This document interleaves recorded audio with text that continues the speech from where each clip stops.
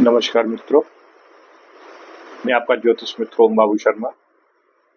ओम एस्ट्रोबर्ड channel में आपका हार्दिक अभिनंदन करता हूं। साथियों, जैसा कि आपको विदित है, इस समय गुरु अतिचारी गति से भ्रमण कर रहे हैं मिथुन राशि में। तो गुरु के इस अतिचारी गोचर का क्या फर्क पड़ने वाला है सभी 12 राशियों पर, इस विषय पर आज हम चर्चा करने जाएंगे। तो जैसा कि आप हॉरोस्कोप देख रहे हैं, ये 12 राशियां हैं। पहले घर में आप देख मेष राशि, या फिर आपका चंद्रमा एक अंक जहां लिखा हो वहां यदि बैठा हुआ है तो मेष राशि या मेष लग्न बनती है। इसके स्वामी मंगल होते हैं। मंगल फायर एलिमेंट है, इसलिए मेष राशि भी अग्नि तत्व की राशि कहलाती है। मेष लग्न या मेष राशि ये फायर एलिमेंट है।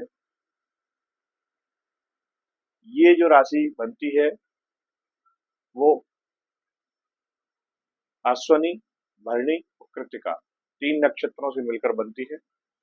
जो पहला नक्षत्र है अश्वनी नक्षत्र, वो केतु का नक्षत्र है। दूसरा जो नक्षत्र है भरणी, वो शुक्र का नक्षत्र है।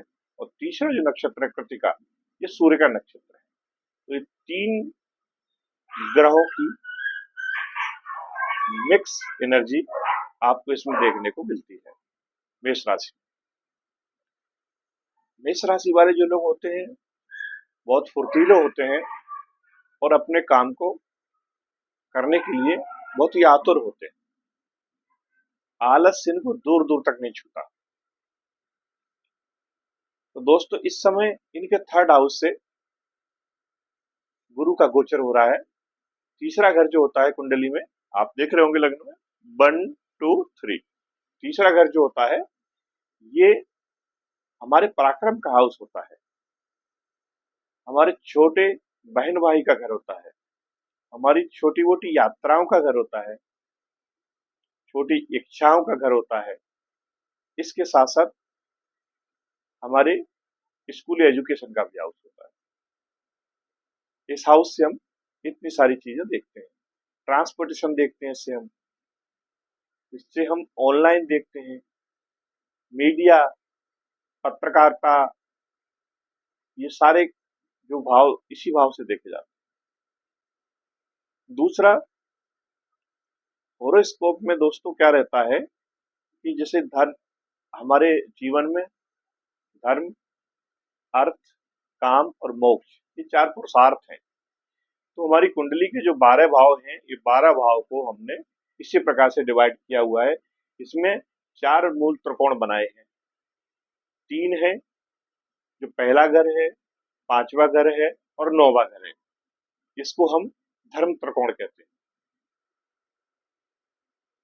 तो गुरु इसी प्रकार से, जैसे दूसरा है, उसके बाद दूसरे के बाद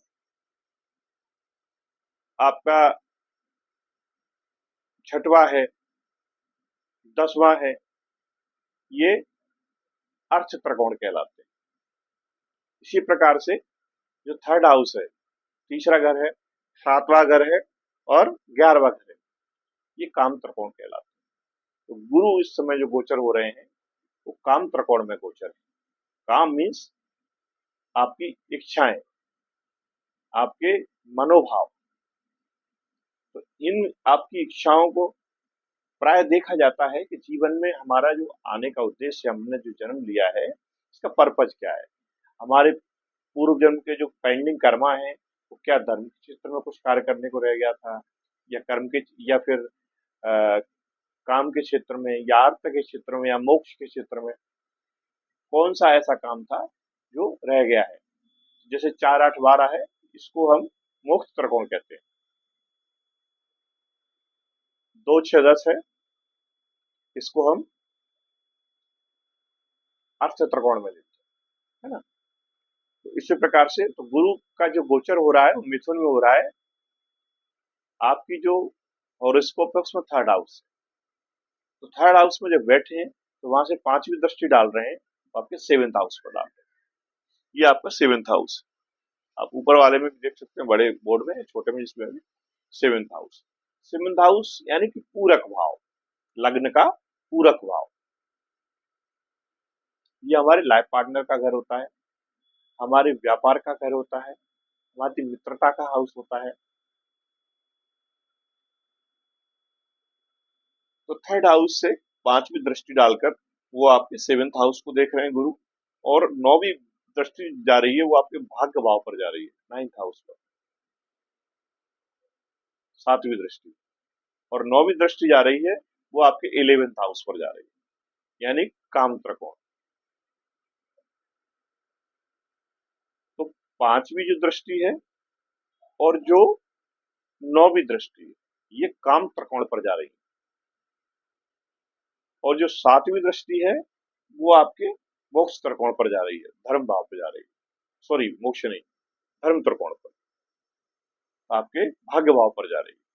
तो कहने का आशय मेरा ये है कि गुरु आपके काम त्रिकोण में बैठकर आपकी इच्छा की पूर्ति के लिए बहुत ही उपयुक्त अवसर बना रहे हैं। तो जो काम आपके पेंडिंग थे, जो नहीं हो पाए थे, उनको पूरा करने का ये अच्छा समय है। साथ ही साथ राहु हैं, वो भी आपके 11th हाउस में बैठे हुए हैं, और गुरु की 9वीं दृष्टि है। तो जब राहु गुरु से दृष्ट है तो गुरु की एनर्जी भी कहीं ना कहीं वहां जा रही है। और गुरु की जो 9वीं दृष्टि होती है दोस्तों, ये बहुत आध्यात्मिक और पवित्र दृष्टि होती है। ये भाग्य को लेके चलती है आप। तो राहु का तो काम ही है एम्पलीफायर करना, चीजों को बढ़ाना, और दूसरे ग्रहों की एनर्जी को एब्जॉर्ब भी कर लेना। तो इच्छा पूर्ति के घर में बैठे हैं, 11th हाउस में बैठे हैं, तो आपको यदि विदेश यात्रा करना है, आपको एजुकेशन से रिलेटेड कोई आपका एडमिशन लेना है, आपकी कोई फेलोशिप है, आपका कोई पेपर पढ़ने जाना है, शोध पत्र पढ़ना है, इन सब के लिए बहुत ही उपयुक्त समय है। तो मई तो आपका लगभग निकल ही गया है, अब आने वाला जो जून है, तो आपके लिए जून का महीना है बहुत बेहतर साबित होगा। मंगल भी अभी नीच राशि में है, कर्क में बैठे हुए हैं, ये भी जो है अपनी राशि चेंज करेंगे, और कर्क के बाद ये सिंह में पहुंचेंगे। ठीक है, तो ये जब नीच घर में बैठते हैं तो इनकी एनर्जी कम हो जाती है। नीच राशि कर्क इसलिए बोलते हैं क्योंकि कर्क बेसिकली क्या है, जल तत्व की राशि है। हालांकि 3 राशियां जल तत्व की होती हैं, एक कर्क राशि है, दूसरी वृश्चिक राशि है, तीसरी मीन राशि है। हॉरोस्कोप में भी आप देखेंगे, चौथा घर, 8वां घर और 12वां घर, ये जल तत्व की राशि है। लेकिन जो कर्क राशि है, चौथी राशि की जल तत्व की, ये निर्मल जल है। ये लोग बहुत साफ हृदय के लोग होते हैं। वही वृश्चिक जो है, 8वां घर है, ये गंदा पानी है। वृश्चिक राशि के लोग या वृश्चिक लग्न के लोगों को आपने देखा होगा, ये लोग बहुत चिड़चिड़े टाइप के होते हैं। क्रोध को ये लोग बांधते हैं, अपने अंदर रखते हैं दबा के, और वो फिर आप समझ रहे हो, जब कचरे को आपने अंदर रख लिया तो सड़ेगा, बदबू मारेगा, और वो क्या करेगा, आपको डिस्टर्ब करेगा, आपकी एनर्जी को डिस्टर्ब करेगा, सात्विक एनर्जी उसको डिस्टर्ब करेगा। तो इसी में यदि आप खान पीन करते हैं, दारू पीते हैं और मांस मच्छी मदिरापान करते हैं, तो फिर तो कहना ही क्या है। इसी प्रकार से जो मीन है, मीन का जो जल है वो समुद्र वाला जल है। जैसे समुद्र में आपने देखा है कि लहर आती है और पूरा कचरा लाके किनारे पे इकट्ठा कर देते हैं। और मीन राशि वाले कुछ इस तरह के होते हैं, वो बहुत ही मतलब स्वार्थी टाइप के लोग होते हैं। ये अपना, इनके जो दिमाग में ये सब चलता रहता है, और वो जब अपना काम किया और जो जैसे कचरे को साइड में कर दिया ना, जैसे ही आपको साइड में करके अपना काम बना लें। तो बेसिक अंतर बता रहा हूं आपको, जल तत्व की जो तीनों राशि है, मूल अंतर क्या है। तो मंगल अभी कर्क में बैठे हुए हैं, तो कर्क में अनकंफर्ट है, क्योंकि मंगल फायर एलिमेंट है, अग्नि तत्व है, और आग और पानी का जो कॉम्बिनेशन बनेगा तो आप समझ सकते हो क्या होगा।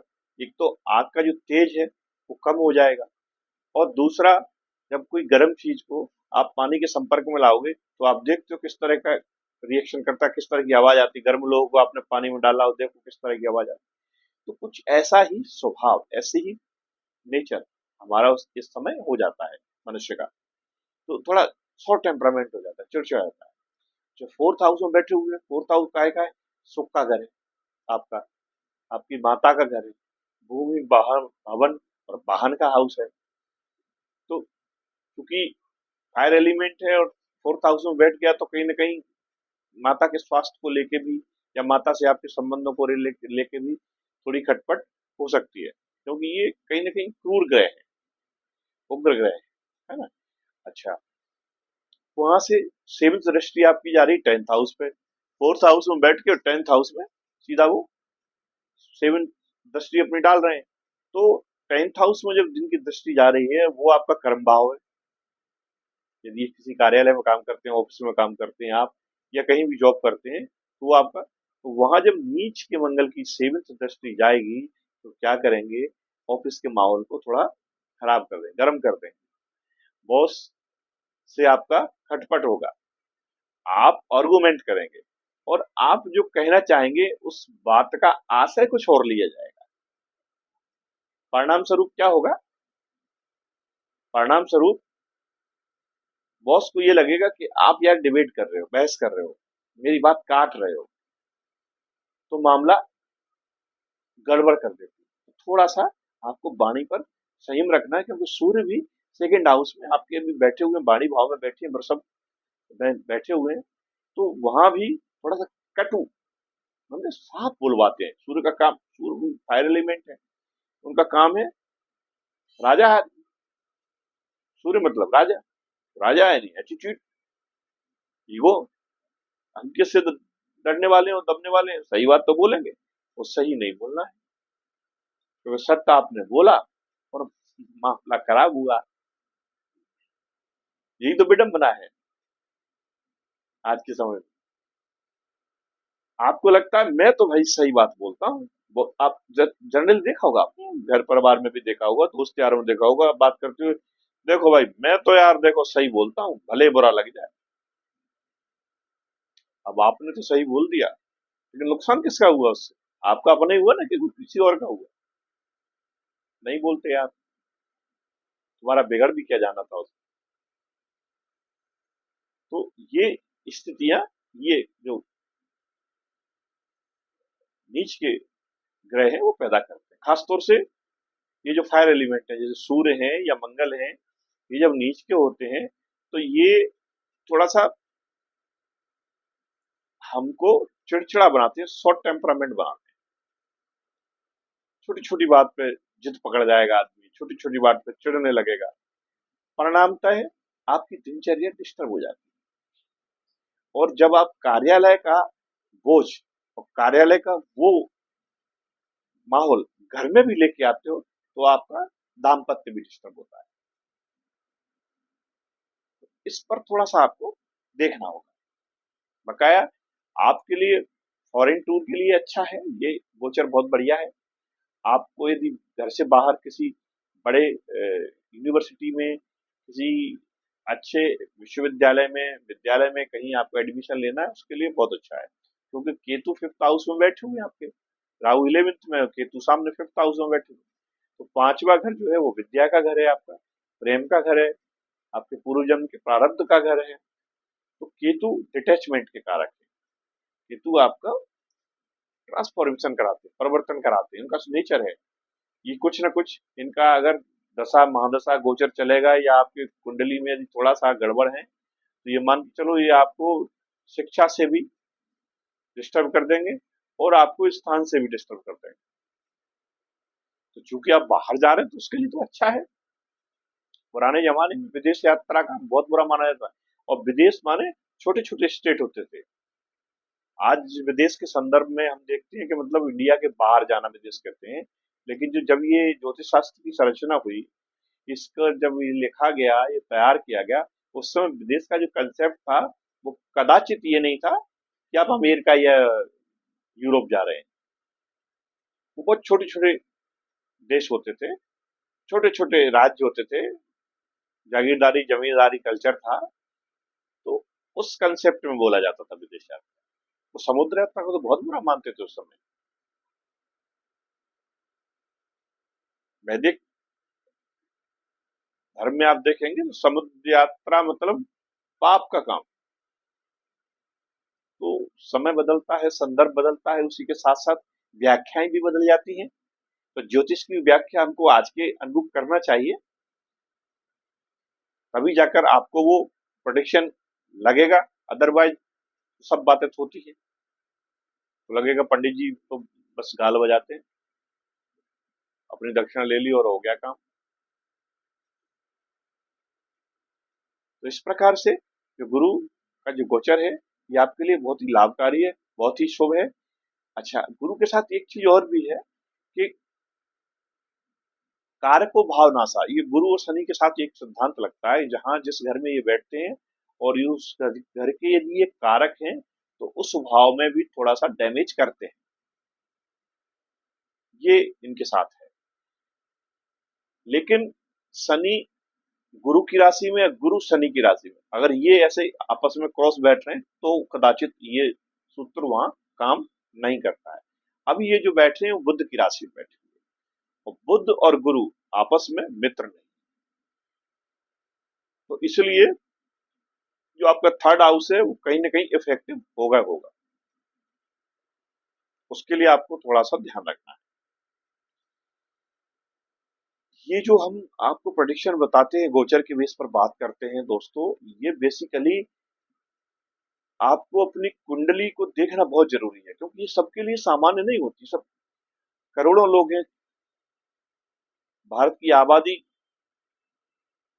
इतनी आबादी है, 140 करोड़ की आबादी है, सबके लिए तो ये पॉसिबल नहीं है सेम सबको प्रोडिक्शन होगा। उसमें कितने मेष राशि और मेष लग्न वाले लोग होंगे, तो आप अपने हॉरोस्कोप से देखें, उसमें चेक करें, फिर देखें यदि आप। अच्छा, दूसरा क्या होता है कि कई बार हम लोग हमारा जो जन्म लेते हैं तो राशि अलग होती है और लग्न अलग होती है।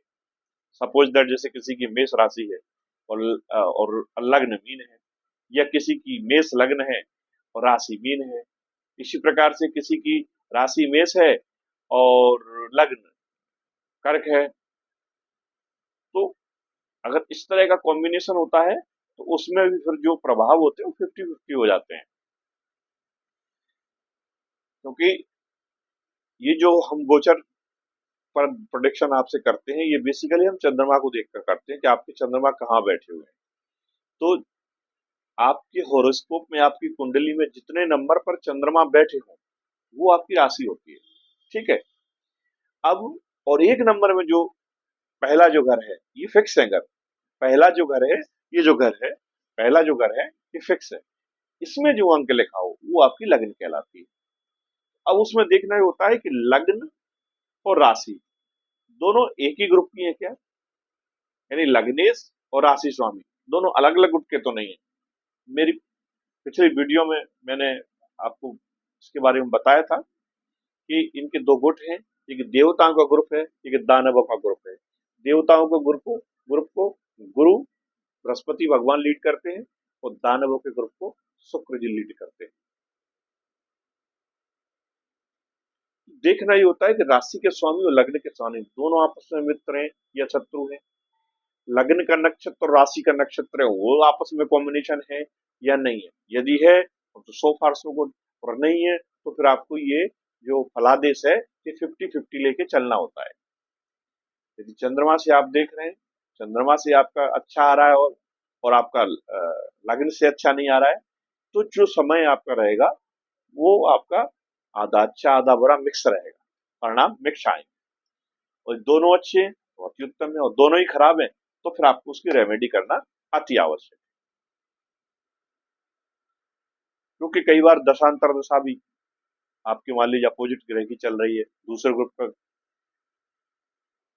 लीड कर रहा है अंतरदशा को, और दशा को आपके ग्रुप का लीड कर रहा है। माने मान लीजिए आपकी राशि मेष राशि है, जैसे हम मेष की बात कर रहे हैं, तो राशि मेष है तो आपके स्वामी मंगल हो गए। अब आपकी मान लीजिए महादशा चल रही है गुरु की, तो मंगल के मित्र हैं गुरु, तो आपके लिए फेवरेबल होगी, कॉमन सेंस की बात है। लेकिन वही अगर महादशा शुक्र की चल रही है, वही महादशा शनि की चल रही है, वही महादशा बुध की चल रही है, तो चीजें पलट जाएंगी, फिर ये गोचर उस हिसाब से काम नहीं करे। इसीलिए कई बार कमेंट्स में लोग लिखते हैं कि कुछ नहीं होता, बस लिखते लिखते रहते हो, चमत्कार हो जाएगा, अब देख लो, तारीख नोट कर लो। तो ऐसा नहीं, प्लानिट अपना काम करते हैं, नक्षत्र अपना काम करते हैं। डिपेंड करता है आपकी जन्म का जो नक्षत्र है, आपके जन्म की जो राशि है, आपके जन्म का जो लग्न है, वो कौन सा है। उसके साथ जब आप इसको मिलाएंगे और देखेंगे तो निश्चित तौर से आपको लगेगा कि हाँ, वास्तव में जो पंडित जी बोल रहे हैं, आचार्य जी बोल रहे हैं, उस बात में दम है। कई लोगों के जब कार्य संपन्न हो जाते हैं ना दोस्तों, आप यकीन नहीं मानो, घर नहीं जाते वो पहले हम लोगों के पास आते हैं, उसके बाद घर जाते हैं। तो ज्योतिष के प्रोडिक्शन है 100%, इसीलिए नहीं लगते किसी के लगने में, क्योंकि इसमें बहुत सारी चीजें देखी होती है। लेकिन हाँ, ये है लगभग 70% की एक्यूरेसी आती है, 70-80 की एक्यूरेसी आती है अगर ठीक से हॉरोस्कोप का निरीक्षण परीक्षण किया है, 70-80% आ जाता है। और इसको और हमको एग्जैक्ट बनाना है और 100% की ओर ले जाना है, तो हमको कुछ रेमेडीज करना होती हैं, कुछ उपाय करना होते हैं। वो रुद्राक्ष के माध्यम से, रत्न के माध्यम से, या पूजन के माध्यम से, जाप के माध्यम से, वगैरह वगैरह, या वास्तु के थ्रू मैनेज कर सकते हैं, तो 100% हो जाता है। तो खैर, विषय है मेष राशि या मेष लग्न वालों के लिए आने वाला महीना कैसा रहेगा। तो दोस्तों, अगर हम शिक्षा के दृष्टिकोण से देखें तो शिक्षा के दृष्टिकोण से मामला थोड़ा सा, जैसा मैंने बताया, केतु प्रभावित करेंगे। केतु को मैनेज करना है अपने को। यदि आपकी कुंडली में अच्छे हैं तो फिर बहुत अच्छी बात है, यदि खराब है तो थोड़ा सा इनके लिए उपाय करना होगा। उपाय भी मैं साथ साथ बताता ही रहता हूँ आपको। दोस्तों, यदि चैनल को सब्सक्राइब नहीं किया हो तो प्लीज इसको सब्सक्राइब जरूर कर लें, जिससे आगे आने वाले जो वीडियो हैं उनके नोटिफिकेशन आप तक आते रहेंगे। बेल आइकन बटन भी दबाएं, इसको लाइक करें, शेयर करें। तो कहने का आशय मेरा ये है, केतु यदि अच्छे हैं तो अच्छे परिणाम देंगे, यदि खराब हैं तो उसके लिए रेमेडी करना है। रेमेडी क्या है? गणेश भगवान की आराधना, द बेस्ट। उसके अलावा कुछ टोटके हैं, जैसे काले कुत्ते को दूध रोटी खिला दीजिए आप। बुधवार के दिन राहु का और केतु का कुछ उपाय कर दीजिए। कुछ उपाय माने, एक नारियल लीजिए, नारियल जो गोला होता है ना, गोला, उसमें आप बूरा, शक्कर का जो बूरा आता है, नारियल का बूरा, वो भरिए और उसको निर्जन स्थान पर किसी पेड़ के, छायादार पेड़, जो बड़े पेड़ रहते हैं जिनकी छाया बड़ी होती है, उसके नीचे चींटी रहती है। बट वृक्ष हो, आम का वृक्ष हो, वो पीपल का वृक्ष हो, वो जरूरी नहीं है, ऐसा वृक्ष हो, छायादार वृक्ष हो जिसके नीचे चींटी मिले, वहां आप जमीन में उसको गाड़ दीजिए। चींटियां उसको खाएंगी। जैसे जैसे चींटियां खाएंगी, आपके ये राहु केतु और शनि तीनों ठीक होते हैं। इसके अलावा मछलियों को खाना खिलाना, ये भी एक अच्छा ट्रीटमेंट है इनका। केतु के लिए सोना भी सजेस्ट करते हैं लोग। यदि आपकी कैपेसिटी है, आप सोना पहनिए, वो भी आपके लिए अच्छा है। कैटाई जो रहता है, जो लहसुनिया नग होता है, वो कई लोग पहनते हैं, वो भी बेनिफिट करता है। तो डिपेंड करता है कि आपकी सहूलियत पर और आपके समय के और आपके धन के हिसाब से आप कौन सा उपाय करना चाहते हैं। इस प्रकार से जैसे राहु है, 11th हाउस में गोचर कर रहे हैं, बहुत अच्छा होता है। राहु 11th हाउस में आपकी सारी इच्छाओं की पूर्ति करता है, आपको लीडरशिप देता है। अगर राजनीति में आप हैं तो आपको मंत्री संतरी तक के पद दिलवा देता है। और कुंभ राशि में बैठा है, इनके मित्र की राशि है। राहु शनिवती व्यवहार करता है, मूल त्रिकोण राशि है शनि की, यहाँ बहुत अच्छे परिणाम देते हैं राहु। तो यदि आपकी कुंडली में अच्छे हैं तो आपको बहुत अच्छा रिजल्ट मिलेगा, और अच्छे नहीं है तो आपको उसके लिए ट्रीटमेंट करना होगा। ट्रीटमेंट क्या करना होगा राहु का? उसके लिए आप बुधवार के दिन काजल की डिब्बी लीजिए और शाम को समय सूर्यास्त हो जाए, किसी निर्जन पेड़ के नीचे जमीन में दफना दीजिए। एक तो ये उपाय होता है राहु का। दूसरा उपाय है राहु का कि आप ये नारियल का उसारा जो मैंने बताया ये भी करके पानी में जल प्रवाह कर सकते हैं। तीसरा राहु का उपाय है कि गन्ना जो होता है ना, गन्ना गन्ना आप हाथी को खिला दीजिए, बहुत अच्छा ट्रीटमेंट है ये भी राहु के लिए। क्योंकि राहु को लाल किताब में हाथी से कंपेयर किया गया है। इसके अलावा जाप कर सकते हैं बीज मंत्र के, उससे ठीक हो जाता है राहु। इसी प्रकार से जैसे मंगल है, अगर मंगल आपकी कुंडली में ठीक नहीं है क्योंकि इस समय नीच के बैठे हुए हैं, तो ये भी अच्छे परिणाम नहीं देंगे। आपके व्यवहार में, आपके नेचर में चिड़चिड़ाहट लाएंगे। तो उनके लिए आपको हनुमान चालीसा का पाठ सर्वोत्तम है। यदि आप पाठ पूजा में ज्यादा विश्वास और भरोसा नहीं रखते हैं तो आप मंदिर चले जाइए। यदि आप वो भी नहीं कर सकते हैं तो छोटे बच्चों को मंगलवार के दिन मिठाई बांटो, टॉफियां बांटो, खिलौने बांटो, ये भी कर सकते हो। अगर आपसे ये भी नहीं होता है तो फिर आपको क्या करना है,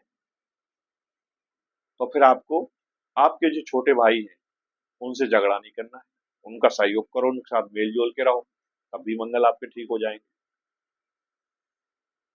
जमीन प्रॉपर्टी का काम करते हो, कमीशन का कोई काम करते हो, तो उसमें चीटिंग मत करिए किसी से, झूठ झूठ साझ का व्यापार मत करिए, साफ सुथरा व्यापार करिए, बेनिफिशियल वर्क। तो कमीशन के काम में मंगल और गुरु बहुत हेल्प करते हैं, प्रॉपर्टी के काम में भी बहुत हेल्प करते हैं।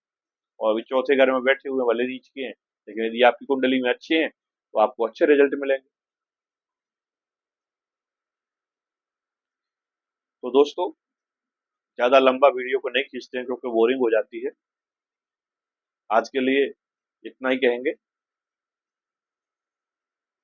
कि उत्साह के साथ काम करिए। मैं तो ये कहूंगा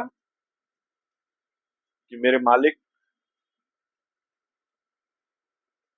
मुझे हर चीज बराबर देना और प्यास बख्शी है तो पीने को समंदर देना।